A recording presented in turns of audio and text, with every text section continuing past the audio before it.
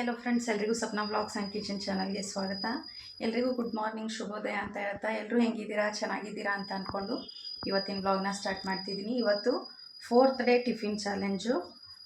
ಏನು ಮಾಡೋದು ಅಂತ ಯೋಚನೆ ಮಾಡಿದಾಗ 1 ಕಪ್ ರವೆಗೆ ಸ್ವಲ್ಪ ಒಣ ಕೊಬ್ಬರಿ ಇಲ್ಲ ಕಾಯಿನ ಹಾಕ್ಕೊಂಡು ಒಮ್ಮೆ ಟ್ರೈ ಮಾಡಿ. ಸೂಪರ್ ಹೆಲ್ದಿಯಾಗಿರೋ ಕ್ವಿಕ್ಕಾಗಿ ರವೆ ಸೆಟ್ ದೋಸೆ ರೆಡಿ ಆಗುತ್ತೆ. ಕ್ವಿಕ್ಕಾಗಿ ಮಾಡ್ಕೋಬೋದು. ಅಂದರೆ ಅರ್ಜೆಂಟ್ ಇದರಲ್ಲಿದ್ದಾಗ ಏನು ಮಾಡ್ಕೋಬೇಕು ಅಂತ ಯೋಚನೆ ಮಾಡ್ತಿದ್ದಾಗ ಕ್ವಿಕ್ಕಾಗಿ ಈ ರೀತಿ ರವೆ ಸೆಟ್ ದೋಸೆನ ಟ್ರೈ ಮಾಡಿ. ಸೂಪರ್ ಆಗಿರುತ್ತೆ. ಮಕ್ಕಳು ಮನೇಲಿ ಎಲ್ಲರೂ ಕೂಡ ಇಷ್ಟಪಟ್ಟು ತಿನ್ನೋ ರೀತಿಯೇ ಇರುತ್ತೆ. ನಮ್ಮ ವೀಡಿಯೋಗಳು ನಿಮ್ಗೆ ಇಷ್ಟ ಆಗ್ತಿದ್ರೆ ಒಂದು ಲೈಕ್ ಮಾಡಿ, ಶೇರ್ ಮಾಡಿ, ಕಮೆಂಟ್ ಮಾಡಿ. ಹಾಗೂ ಯಾರಾದರೂ ಹೊಸದಾಗಿ ನೋಡ್ತಿದ್ದೀರಾ ಅಂದರೆ ನಮ್ಮ ಚಾನಲ್ನ ಸಬ್ಸ್ಕ್ರೈಬ್ ಮಾಡ್ಕೊಂಡು ನೋಡಿ ಅಂತ ಹೇಳ್ತಾ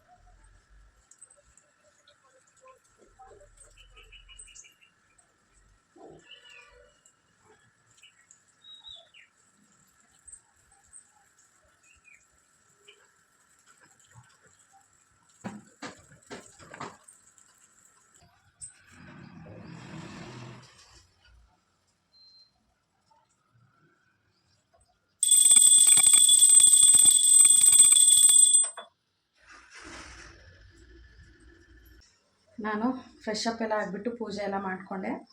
ಪೂಜೆ ಎಲ್ಲ ಮಾಡ್ಕೊಂಡ ನಂತರ ಟಿಫಿನ್ಗೆ ರೆಡಿ ಮಾಡ್ಕೊತಿದ್ದೀನಿ. ಇವಾಗ ಕ್ವಿಕ್ಕಾಗಿ ರವೆ ಸೆಟ್ ದೋಸೆ ಮಾಡ್ಕೊಳ್ಳೋದಕ್ಕೆ ಏನೇನೆಲ್ಲ ಹಾಕ್ಕೋಬೇಕು, ಏನೇನೆಲ್ಲ ರೆಡಿ ಮಾಡ್ಕೊಂಡಿದ್ದೀನಿ ಅಂತ ನಿಮ್ಮ ಜೊತೆ ಕೂಡ ಶೇರ್ ಮಾಡ್ಕೊತೀನಿ. ಬನ್ನಿ ವಿಡಿಯೋನ ಸ್ಟಾರ್ಟ್ ಮಾಡೋಣ. ನೋಡ್ಬೋದು ಫ್ರೆಂಡ್ಸ್, ಫಸ್ಟ್ಗೆ ಒಂದು ಮಿಕ್ಸರ್ ಗ್ರೈಂಡರ್ನ ತಗೊಂಡಿದ್ದೀನಿ ನಾನು. ಇವಾಗ ಇದಕ್ಕೇ ಈ ಕಪ್ ಅಳತೆಯಲ್ಲಿ ನೋಡಿ, ಇಷ್ಟು ಇದೆ ಈ ಕಪ್ ಅಳತೆಯಲ್ಲಿ 2 ಕಪ್ ಆಗುವಷ್ಟು ಚಿರೋಟಿ ರವೆ ಹಾಕ್ಕೊತಿದ್ದೀನಿ ನಾನು. ನಿಮ್ಮ ಹತ್ರ ಬಾಂಬೆ ರವೆ ಅಂತ ಹೇಳ್ತಾರಲ್ಲ ಅದು, ನಿಮ್ಮ ಹತ್ರ ಈ ರವೆ ಇಲ್ಲ ಅಂದರೆ ಉಪ್ಪಿಟ್ಟು ರವೆ, ಸ್ವಲ್ಪ ದಪ್ಪ ರವೆ ಇರುತ್ತಲ್ಲ ಅದನ್ನು ಹಾಕ್ಕೊಂಡು ಕೂಡ ಗ್ರೈಂಡ್ ಮಾಡ್ಕೋಬೋದು. ನೋಡಿ, 2 ಕಪ್ ಆಗುವಷ್ಟು ಚಿರೋಟಿ ರವೆನ ಹಾಕ್ಕೊಂಡು ಇದಕ್ಕೆ ಒಂದು ಅರ್ಧ ಕಪ್ ಆಗುವಷ್ಟು ಕೊಬ್ಬರಿನ ಹಾಕ್ಕೊತಿದ್ದೀನಿ. ಕೊಬ್ಬರಿ ಬದಲು ಕಾಯಿ ಕೂಡ ಹಾಕ್ಕೋಬೋದು. ಅಂದರೆ ಚಟ್ನಿ ಮಾಡೋದಕ್ಕೆ ಎಲ್ಲ ಹಸಿ ಕಾಯಿ ತಗೋತೀವಲ್ವ ನಾವು, ಅದನ್ನು ಸ್ವಲ್ಪ ತುರಿದ್ಬಿಟ್ಟು ಕೂಡ ಹಾಕ್ಕೋಬೋದು. ನೋಡಿ, ನಾನು ಒಣ ಕೊಬ್ಬರಿನ ಹಾಕ್ಕೊತಿದ್ದೀನಿ. ಈ ರವೆ ಮತ್ತು ಒಣ ಕೊಬ್ಬರಿನ ಹಾಕಿದಾದ್ಮೇಲೆ 1 ಕಪ್ ಆಗುವಷ್ಟು ಗಟ್ಟಿ ಅವಲಕ್ಕಿ, ಇದು ಪೇಪರ್ ಅವಲಕ್ಕಿ ಹಾಕ್ಕೊಳ್ಳೋದಕ್ಕೆ ಹೋಗಬೇಡಿ. ನೋಡಿ, ಗಟ್ಟಿ ಅವಲಕ್ಕಿನ ಹಾಕ್ಕೊತಿದ್ದೀನಿ. 1 ಕಪ್ ಆಗುವಷ್ಟು ಸಾಕಾಗುತ್ತೆ. ಇದಕ್ಕೆ ಇವಾಗ ಒಂದು 1 ಟೇಬಲ್ ಸ್ಪೂನ್ ಆಗುವಷ್ಟು ಸಕ್ಕರೆ ಹಾಕೋದ್ರಿಂದ ಕಲರ್ ಚೆನ್ನಾಗಿ ಬರುತ್ತೆ ಮತ್ತು ಟೇಸ್ಟು ಕೂಡ ಸೂಪರಾಗಿರುತ್ತೆ. 1 ಟೇಬಲ್ ಸ್ಪೂನ್ ಆಗುವಷ್ಟು ಸಕ್ಕರೆನ ಹಾಕ್ಕೊಂಡು 1 ಕಪ್ ಆಗುವಷ್ಟು ಮೊಸರನ್ನ ಹಾಕ್ಕೊತಿದ್ದೀನಿ. ನಿಮ್ಮ ಹತ್ರ ಹುಳಿ ಮೊಸರು ಇತ್ತು ಅಂದರೆ ಅದು ಮತ್ತು ಸೂಪರಾಗಿರುತ್ತೆ. 1 ಕಪ್ ಆಗುವಷ್ಟು ಮೊಸರು. ನೋಡಿ, ಮೊಸರು ಹಾಕಿದ್ದಾದಮೇಲೆ ನಮಗೆ ಗ್ರೈಂಡ್ ಮಾಡ್ಕೊಳ್ಳೋದಕ್ಕೆ ಸ್ವಲ್ಪ ನೀರು ಬೇಕಾಗುತ್ತೆ. ಮೊಸರು ಹಾಕ್ಕೊಂಡಿರೋ ಬೌಲ್ಗೆ ಸ್ವಲ್ಪ ನೀರನ್ನು ಹಾಕ್ಕೊಂಡು ನೀರು ಹಾಕ್ಕೊತಿದ್ದೀನಿ ನಾನು. ಇವಾಗ ಚೆನ್ನಾಗಿ ದೋಸೆ ಬ್ಯಾಟರ್ ಹೆಂಗಿರುತ್ತಲ್ವ ಅಷ್ಟು ಸ್ಮೂತಾಗಿ ಗ್ರೈಂಡ್ ಮಾಡ್ಕೊಂಡು ಬಂದುಬಿಡೋಣ. ನೋಡ್ಬೋದು, ಈ ರೀತಿ ಇರಬೇಕು ಬ್ಯಾಟರು. ಕೊಬ್ಬರಿ ಹಾಕ್ಕೊಂಡು ಟ್ರೈ ಮಾಡಿ ಒಮ್ಮೆ, ಸೂಪರಾಗಿರುತ್ತೆ ಟೇಸ್ಟು. ಈ ರೀತಿ ಸ್ಮೂತಾಗಿ ಪೇಸ್ಟ್ ರೀತಿಯೇ ಗ್ರೈಂಡ್ ಮಾಡ್ಕೊಂಡು ಬರಬೇಕು. ಇದನ್ನು ಇವಾಗ ಸೈಡ್ಗೆ ಒಂದು ಬೌಲಲ್ಲಿ ತೆಗೆದಿಟ್ಕೊಂಡು ಬಿಡೋಣ. ನೋಡ್ಬೋದು ಫ್ರೆಂಡ್ಸ್, ಇದನ್ನು ಸೈಡ್ಗೆ ಈ ರೀತಿ ಬೌಲಲ್ಲಿ ತೆಗೆದಿಟ್ಕೊಂಡಿದ್ದೀನಿ. ಇದರಲ್ಲಿ ನಾವು ರವೆ ಹಾಕ್ಕೊಂಡಿರೋದ್ರಿಂದ ಒಂದು 10 ನಿಮಿಷ ನೆನೆಸ್ಬೇಕು. ಅಂದರೆ ರವೆ ಸ್ವಲ್ಪ ನೀರಿನಂಶ ಎಲ್ಲ ಹೀರ್ಕೊಂಡು ಇನ್ನೂ ಗಟ್ಟಿ ಆಗುತ್ತೆ. ನೋಡಿ ಈ ರೀತಿ ಇದೆ ಇವಾಗ ಬ್ಯಾಟರು. ಇದನ್ನು ನಾವು ದೋಸೆ ಮಾಡೋಕ್ಕೆ ಮುಂಚೆ ಒಂದು 10 ನಿಮಿಷ ನೆನೆಸಿಟ್ಕೊಂಡು ಬಿಡೋಣ.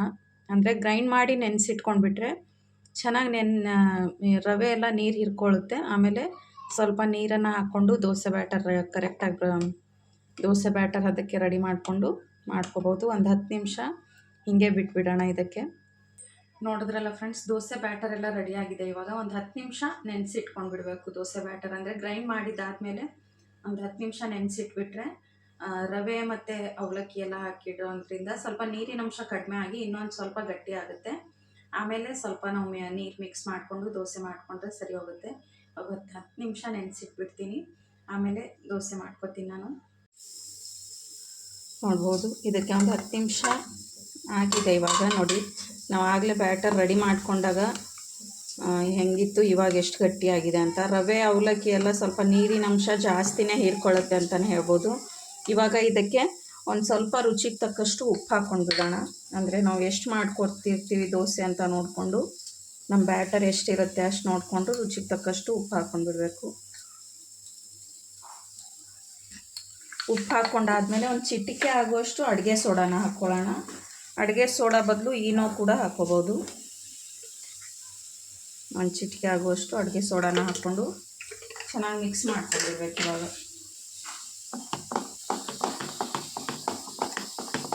ನೋಡಿ ಈ ರೀತಿ ಚೆನ್ನಾಗಿ ಮಿಕ್ಸ್ ಮಾಡಿಕೊಂಡು, ನಮಗೆ ದೋಸೆ ಮಾಡೋದಕ್ಕೆ ಬ್ಯಾಟರ್ ಸ್ವಲ್ಪ ತಿಳುವಾಗಿರಬೇಕು, ಅದಕ್ಕೆ ಇದಕ್ಕೆ ಸ್ವಲ್ಪ ನೀರು ಹಾಕ್ಕೊಂಡು ಬಿಡ್ಬೇಕು. ಇವಾಗ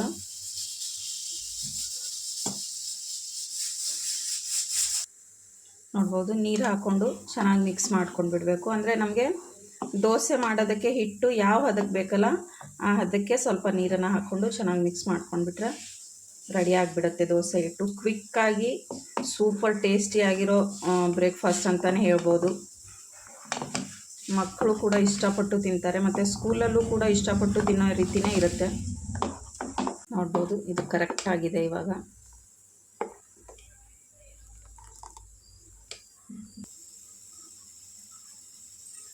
ನೋಡ್ಬೋದು ಫ್ರೆಂಡ್ಸ್, ಬ್ಯಾಟರ್ ಅಂತೂ ರೆಡಿಯಾಗಿದೆ. ಇವಾಗ ದೋಸೆ ಮಾಡ್ಕೊಳ್ಳೋದಕ್ಕೆ ರೆಡಿ ಮಾಡ್ಕೊಳ್ಳೋಣ ಬನ್ನಿ. ನೋಡ್ಬೋದು, ಗ್ಯಾಸ್ ಮೇಲೆ ದೋಸೆ ತವಾನ ಇಟ್ಕೊಂಡ್ಬಿಟ್ಟು ಈ ತವಾಗೆ ಸ್ವಲ್ಪ ಎಣ್ಣೆನ ಸ್ಪ್ರೆಡ್ ಮಾಡ್ಕೊಂಡು ಬಿಡೋಣ.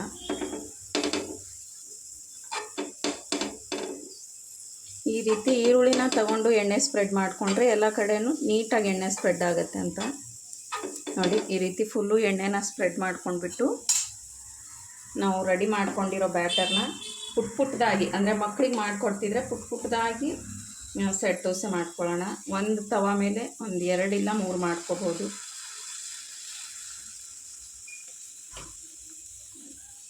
ಮತ್ತು ಮೀಡಿಯಮ್ ಫ್ಲೇಮ್ ಇಟ್ಕೊಂಡ್ಬಿಟ್ಟೆ ಚೆನ್ನಾಗಿ ಬೇಯಿಸ್ಕೋಬೇಕು. ನೋಡಿ ಈ ರೀತಿ ಪುಟ್ಟದಾಗಿರೋ 2 ದೋಸೆನ 3 ದೋಸೆ ಮಾಡ್ಕೊತೀನಿ.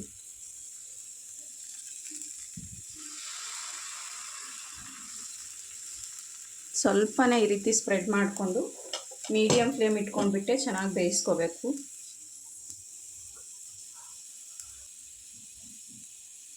ತುಂಬಾ ಸಾಫ್ಟ್ ಆಗಿರುತ್ತೆ, ಸೂಪರ್ ಫ್ಲಫಿ ಆಗಿರುತ್ತೆ ಅಂತಲೇ ಹೇಳ್ಬೋದು ಈ ರೀತಿ ಸೆಟ್ ದೋಸೆ ಮಾಡಿದ್ರೆ. ಮಕ್ಕಳಿಗೆ ಈ ರೀತಿ ಪುಟ್ಟದಾಗಿ ದೋಸೆ ಮಾಡಿಕೊಟ್ರೆ ಅವರು ಇಷ್ಟಪಟ್ಟು ತಿಂತಾರೆ ಮತ್ತು ಖುಷಿ ಪಡ್ತಾರೆ ಅವರು.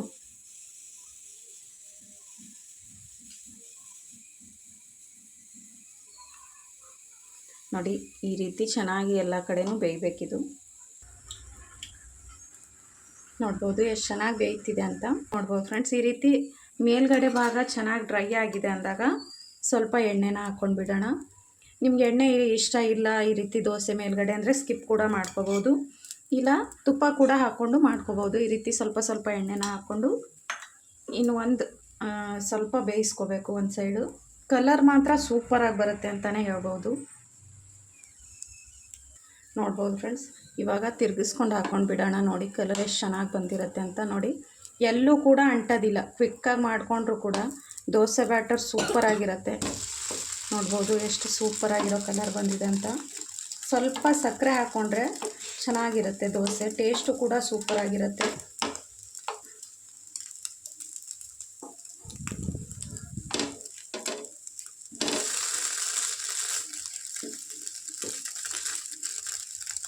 ನೋಡ್ಬೋದು ಈ ರೀತಿ ಎರಡು ಕಡೆನೂ ಚೆನ್ನಾಗಿ ಬೇಯಿಸ್ಕೊಂಡು ಬಿಡೋಣ. ನೋಡ್ಬೋದು ಎರಡು ಕಡೆನೂ ಚೆನ್ನಾಗಿ ಬೇಯಿಸ್ಕೊಂಡ್ರೆ ಸಾಫ್ಟ್ ಆಗಿರೋ ಸೆಟ್ ದೋಸೆ ಅಂದರೆ ರವೆ ಸೆಟ್ ದೋಸೆ ರೆಡಿ ಆಗಿಬಿಡುತ್ತೆ. ನೋಡ್ಬೋದು ಎಷ್ಟು ಚೆನ್ನಾಗಿ ಕಾಣಿಸುತ್ತೆ ಅಂತ. ನೋಡ್ಬೋದು ಇವಾಗ ಇದನ್ನು ತೆಗೆದು ಸೈಡ್ಗೆ ಒಂದು ಪ್ಲೇಟಲ್ಲಿ ಇಟ್ಕೊಂಡು ಬಿಡೋಣ. ನೋಡ್ಬೋದು ದೋಸೆ ಕಲರ್ ಎಷ್ಟು ಚೆನ್ನಾಗಿ ಬಂದಿದೆ ಅಂತ. ಈ ರೀತಿ ಪುಟ್ ಪುಟ್ಟದಾಗಿ ದೋಸೆ ಮಾಡಿಕೊಟ್ರೆ ಮಕ್ಕಳು ಇಷ್ಟಪಟ್ಟು ತಿಂತಾರೆ.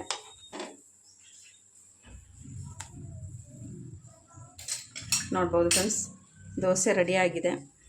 ಕ್ವಿಕ್ಕಾಗಿ ಅಂದರೆ ನೈಟ್ ಫುಲ್ಲು ನೆನೆಸೋ ಅವಶ್ಯಕತೆ ಇಲ್ಲ, ರುಬ್ಬೋ ಡೇ ಫುಲ್ಲು ನೆನೆಸ್ಬಿಟ್ಟು ನೈಟ್ ರುಬ್ಬಿ ರಾತ್ರಿ ಇಡೀ ನೆನೆಸಿಡಬೇಕು ಅನ್ನೋ ಅವಶ್ಯಕತೆಯೇ ಇಲ್ಲ. ನೋಡಿ ಈ ರೀತಿ ಕ್ವಿಕ್ಕಾಗಿ ಬ್ಯಾಟರ್ನ ರೆಡಿ ಮಾಡಿಕೊಂಡು ಸೂಪರಾಗಿರೋ ದೋಸೆನ ರೆಡಿ ಮಾಡ್ಕೋಬೋದು. ನೋಡಿ ಎಷ್ಟು ಚೆನ್ನಾಗಿ ಕಲರ್ ಬಂದಿದೆ ಅಂತ. ನೋಡ್ಬೋದು ಫ್ರೆಂಡ್ಸ್ ಅದೇ ರೀತಿ ಇವಾಗ ಪುಟ್ ಪುಟ್ಟದಾಗ ಬೇಡ ಒಂದೇ ದೋಸೆ ಮಾಡ್ಕೊತೀವಿ ಅಂದರೂ ಕೂಡ ಸೂಪರಾಗಿ ಬರುತ್ತೆ. ಇವಾಗ ಅದೇ ರೀತಿ ಮಾಡ್ಕೊಂಡು ಬಿಡೋಣ. ಸ್ವಲ್ಪ ಅಷ್ಟೇ ಸ್ಪ್ರೆಡ್ ಮಾಡ್ಕೋಬೇಕು. ನಮಗೆ ಕ್ರಿಸ್ಪಿಯಾಗಿ ಬೇಕು ಅಂದರೆ ಸ್ವಲ್ಪ ತಿಳುವಾಗಿಯೇ ಸ್ಪ್ರೆಡ್ ಮಾಡ್ಕೋಬೋದು. ನೋಡಿ ಈ ರೀತಿ ಸ್ವಲ್ಪ ಸ್ಪ್ರೆಡ್ ಮಾಡ್ಕೊಂಡ್ಬಿಟ್ಟು ಮೀಡಿಯಮ್ ಫ್ಲೇಮ್ ಇಟ್ಕೊಂಡ್ಬಿಟ್ಟು ಬೇಯಿಸ್ಕೋಬೇಕು.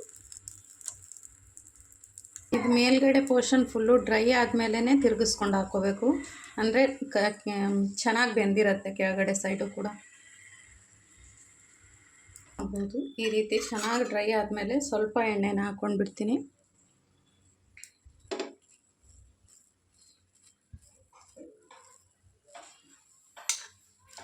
ಎಣ್ಣೆನ ಹಾಕ್ಕೊಂಡ್ಬಿಟ್ಟು ಇವಾಗ ತಿರುಗಿಸ್ಕೊಂಡು ಹಾಕ್ಕೋಬೋದು.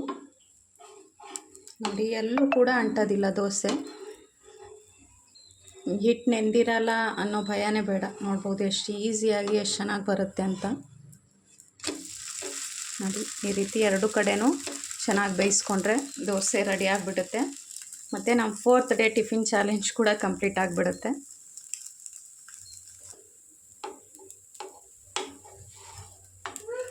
ನೋಡ್ಬೋದು ಈ ರೀತಿ ಎರಡು ಕಡೆನೂ ಚೆನ್ನಾಗಿ ಬೇಯಿಸ್ಕೊಂಡ್ರೆ ನೋಡಿ ಈ ದೋಸೆ ಕೂಡ ರೆಡಿಯಾಗಿದೆ. ನೋಡ್ಬೋದು ಸ್ವಲ್ಪ ಕ್ರಿಸ್ಪಿ ಆಗಬೇಕು ಅಂದರೆ ಮೀಡಿಯಮ್ ಫ್ಲೇಮ್ ಇಟ್ಕೊಂಡ್ಬಿಟ್ಟೆ ಜಾಸ್ತಿ ಹೊತ್ತು ಬೇಯಿಸ್ಕೊಂಡು ಬಿಡಬೇಕು, ಅಂದರೆ ಕ್ರಿಸ್ಪಿ ಆಗಿಬಿಡುತ್ತೆ ದೋಸೆ. ನೋಡ್ಬೋದು ಎಷ್ಟು ಚೆನ್ನಾಗಿ ಬಂದಿದೆ ಅಂತ.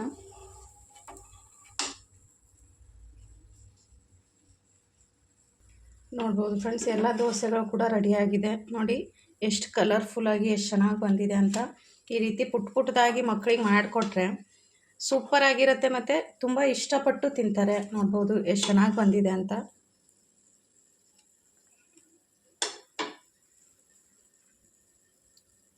ನೋಡ್ಬೋದು ಫ್ರೆಂಡ್ಸ್ ಈ ರೀತಿ ಮಕ್ಕಳಿಗಾದರೆ ಪುಟ್ ಪುಟ್ಟದಾಗಿ ಮಾಡಿಕೊಡಿ, ಇಲ್ಲ ದೊಡ್ಡವ್ರು ತಿಂತಾರೆ ಅಂದರೆ ಸ್ವಲ್ಪ ದೊಡ್ಡ ಸೈಜಲ್ಲಿ ಮಾಡಿಕೊಡಿ. ಯಾವ ಸೈಜಲ್ಲಿ ಮಾಡಿದ್ರೂ ಕೂಡ ದೋಸೆ ಇಷ್ಟೇ ಕಲರ್ಫುಲ್ಲಾಗಿ ಇಷ್ಟೇ ಸೂಪರಾಗಿ ಬರುತ್ತೆ ಮತ್ತು ತುಂಬಾ ಸಾಫ್ಟಾಗಿರುತ್ತೆ ದೋಸೆ. ಕ್ವಿಕ್ಕಾಗಿ ಮಾಡ್ಕೋಬೋದು, ಈಸಿಯಾಗಿ ಮಾಡ್ಕೋಬೋದು. ಜಾಸ್ತಿ ಇಂಗ್ರೀಡಿಯೆಂಟ್ಸ್ನ ಬಳಸ್ದೇ ಸೂಪರ್ ಟೇಸ್ಟಿಯಾಗಿರೋ ಬ್ರೇಕ್ಫಾಸ್ಟ್ನ ರೆಡಿ ಮಾಡ್ಕೋಬೋದು. ಸ್ವಲ್ಪ ಸಾಂಬಾರು ಚಟ್ನಿ ಯಾವುದ್ರ ಜೊತೆ ತಿಂದರೂ ಕೂಡ ಸೂಪರಾಗಿರುತ್ತೆ. ನಾನು ಸ್ವಲ್ಪ ಆಲೂಗಡ್ಡೆ ಗ್ರೇವಿ ರೀತಿ ಮಾಡಿದ್ದೀನಿ. ನೋಡ್ಬೋದು ಸೂಪರಾಗಿ ಬಂದಿದೆ.